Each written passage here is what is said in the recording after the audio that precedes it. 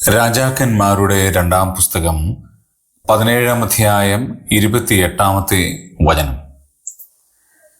അങ്ങനെ അവർ ശമര്യയിൽ നിന്ന് കൊണ്ടുപോയിരുന്ന പുരോഹിതന്മാരിൽ ഒരുത്തൻ വന്നു ബഥേലിൽ പാർത്തു.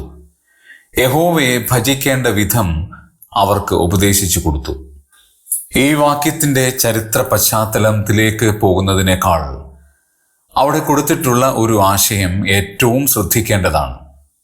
യഹോവയെ ഭജിക്കേണ്ട വിധം അവർക്ക് ഉപദേശിച്ചു കൊടുത്ത ഒരു പുരോഹിതൻ. ദൈവദാസന്മാരെ സംബന്ധിച്ചിടത്തോളം ഏറ്റവും പ്രാധാന്യമുള്ള ഒരു പദപ്രയോഗമാണത്. ദൈവം നമ്മുടെ കയ്യിൽ ഏൽപ്പിച്ചിരിക്കുന്ന തലമുറകളെ, അത് ചെറിയ മക്കളായാലും യൗവനക്കാരായാലും പ്രായമുള്ളവരായാലും, അവർ യഹോവയെ ഭജിക്കേണ്ട വിധം എന്താണ് എന്ന് ഉപദേശിച്ചു കൊടുക്കുവാൻ ബാധ്യസ്ഥരാണ്.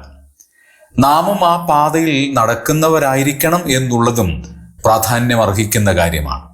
യഹോവയെ ഭജിക്കേണ്ട വിധം അത് ഭയപ്പെട്ട് ദൈവകൽപ്പനകൾ പ്രമാണിച്ച് കൃത്യമായി ഉപദേശിച്ചു കൊടുക്കുന്ന ഒരു പുരോഹിതൻ അഥവാ ദൈവദാസൻ അടുത്ത തലമുറയെ നേടുകയും ദൈവസഭയെ നിലനിർത്തുകയും ആത്മീക പരിഷ്കർത്താക്കളെ മോൾഡ് ചെയ്യുകയാണ്.